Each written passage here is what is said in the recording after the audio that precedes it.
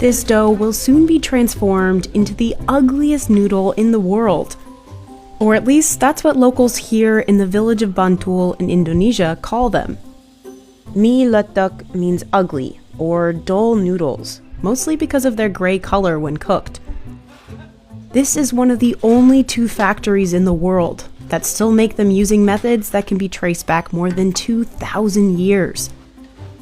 And there's nothing simple about how they're made. It takes days of grinding, stomping, cooking, and drying. And if the factory doesn't sell them all in 10 days, it could lose a whole batch. So what makes these noodles so special? We visited the Mie lethek Zat Pusur Panah factory to see how this family business is still standing. The cassava root that gives the noodles their color and taste is also toxic when eaten raw. So the flour needs to be soaked for 2 days. Kalau sudah mengendap, sedot lagi biar air yang warnanya coklat hilang. The flour is then ground beneath a large stone for about an hour. It's so heavy, it needs to be pulled by an ox. Every few minutes, workers scrape it clean of any sticky flour, while Salijo continues to shovel the flour into the path of the stone. He also adds water to the mix to get the right consistency.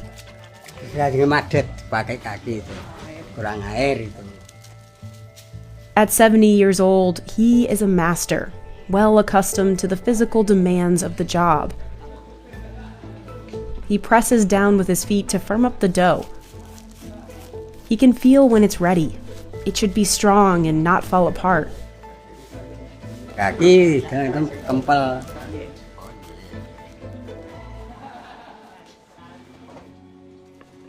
When it hardens, he cuts the dough into 8-inch cubes with a special knife called a sabit. He then places them on a 2 by 3 foot bamboo tray. As with most tools, workers make them by hand.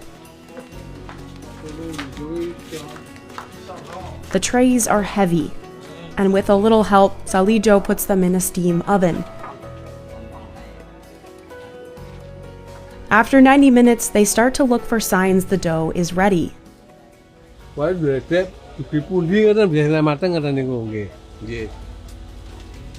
it's in the oven, the dough rises, but it's still not ready for shaping into noodles. It needs to go back to be ground one more time. The factory has 3 oxen. They are old, so while one works, the other 2 rest.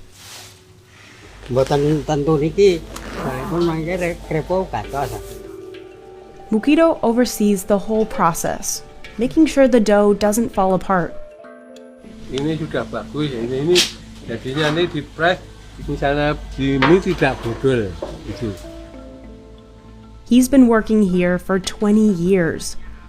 Karena lianya nggak ada itu loh Bu, nggak ada pekerjaannya. Yang dekat di rumah saya hanya sini. The factory opened here in the small town of Bantul in the 1970s, providing jobs to a community otherwise dominated by farming. Salijo has been at the factory for 10 years. He collects the ground dough into bags, each weighing 40 pounds. Finally, it's time to shape the noodles. This is the only step that isn't done by hand.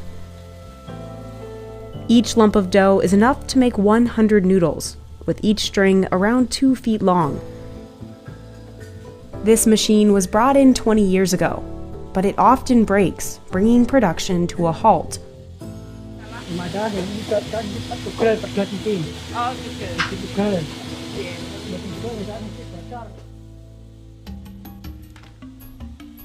Workers spread the noodles on bamboo trays and make sure they aren't tangled. Jadi kita tipes, mateng, apa nane,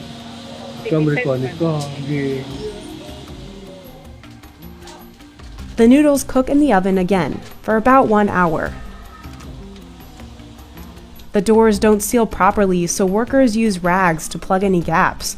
and stop the steam from escaping. Then they're hung to cool for 2 hours. Each batch makes around 1 ton of noodles.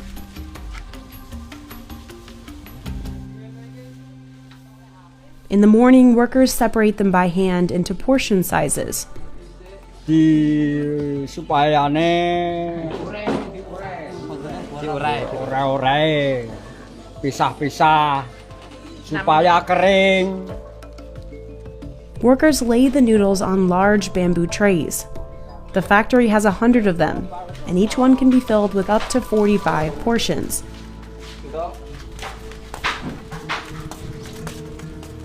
The drying process takes about a day, but if it rains or it's too humid, there's a risk the whole batch could be ruined. So someone always has to be on watch. Nah, misalnya kalau nggak bisa kering sehari, misalnya 2 hari, 3 hari hujan terus, ya itu terus dilabuh gitulah.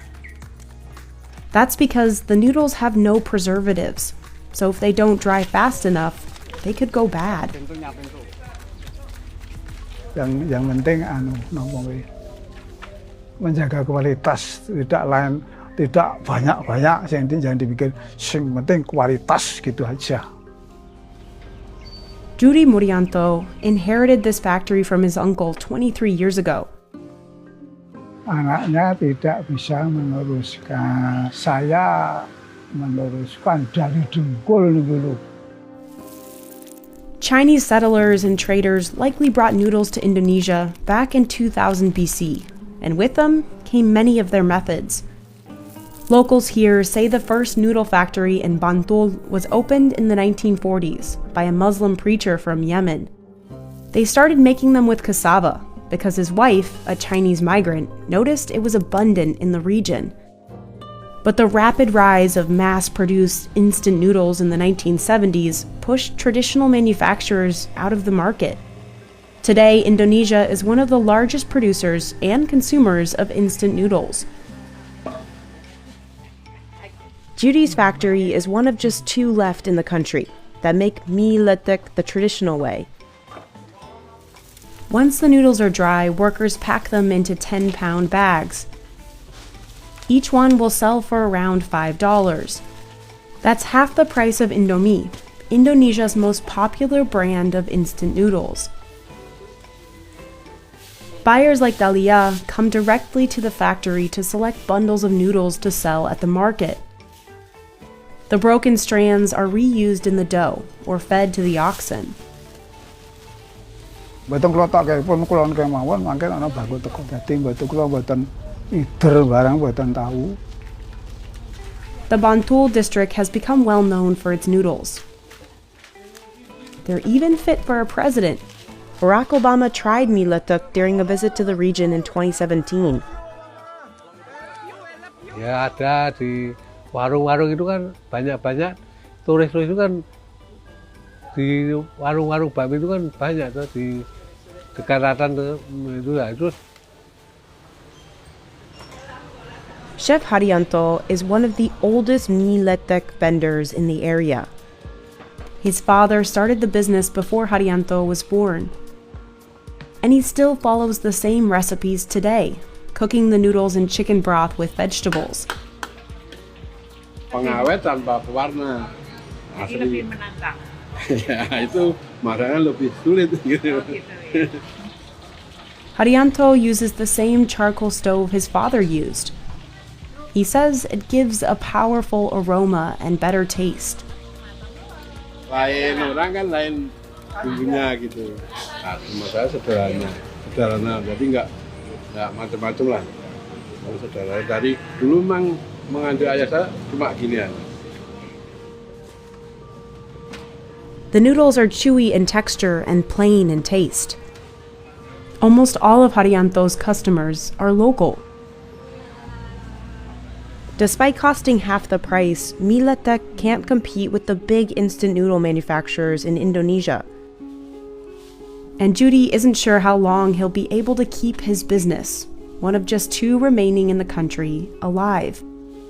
His children have moved to larger cities and have little interest in taking on the business.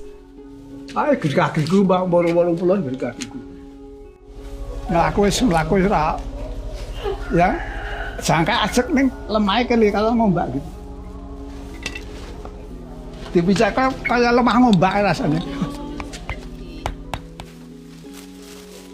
Risiko ya, kalau orang Jawa risiko itu pun ya dalam benak saya berlomba, kita berlomba mana yang kualitasnya gitu. Meanwhile, Mukiro is more upbeat about the future.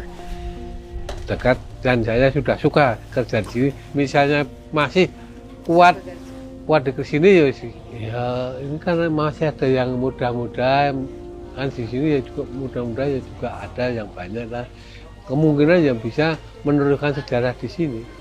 Nah karena mie-nya tidak sama mie lain-lainnya itu.